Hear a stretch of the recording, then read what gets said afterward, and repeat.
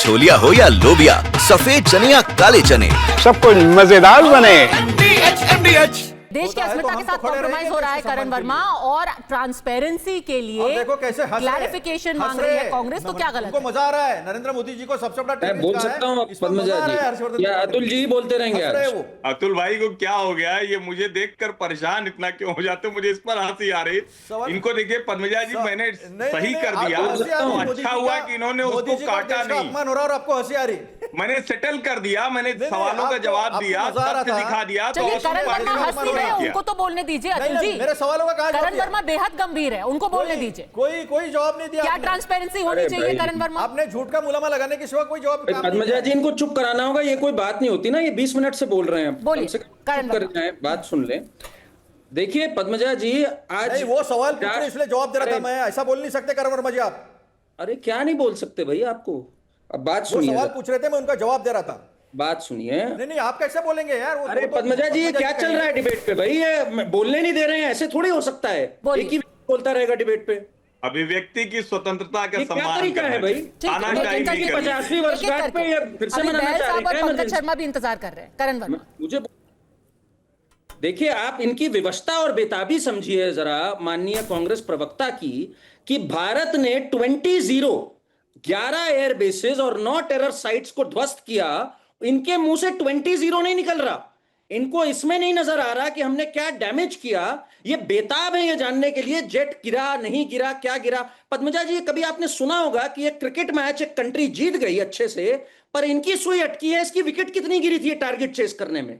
मतलब शर्मनाक है। इससे दिख जाता है कि इनकी मंशा क्या है असल में। और शशि थरूर तो इनकी पार्टी के है ना, उन्होंने ये बात सामने बाहर जाकर रखी, बेबाकी से रखी, कि किस तरह से ऑपरेशन सिंदूर एक सफलता रही है। और इसमें भलाई है हमेशा से कि जब आपके ऑब्जेक्टिव सफल हो गए हो तो हमें चीजें पॉज करनी है।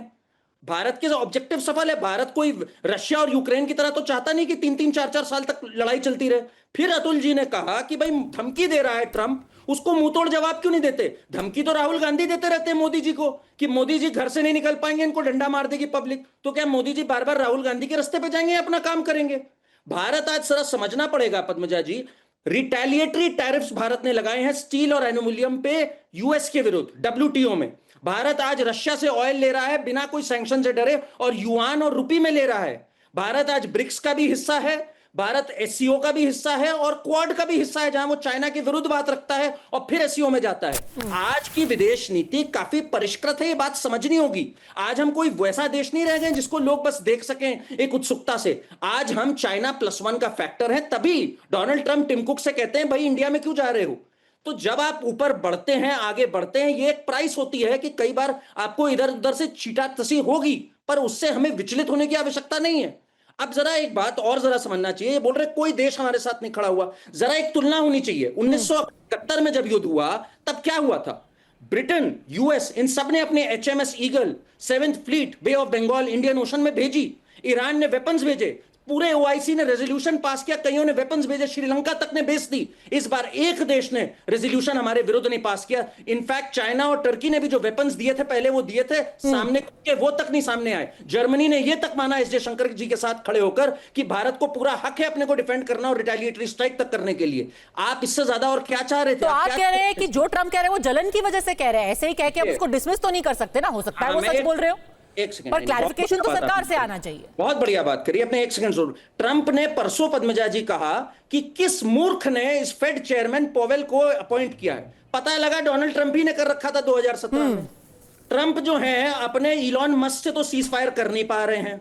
बोलते थे 24 घंटे में मैं रशिया यूक्रेन रुकवा दूंगा, 48 घंटे में इजराइल पैलेस्टीन रुकवा दूंगा। ये कब से ट्रंप को मानने लग गए भाई?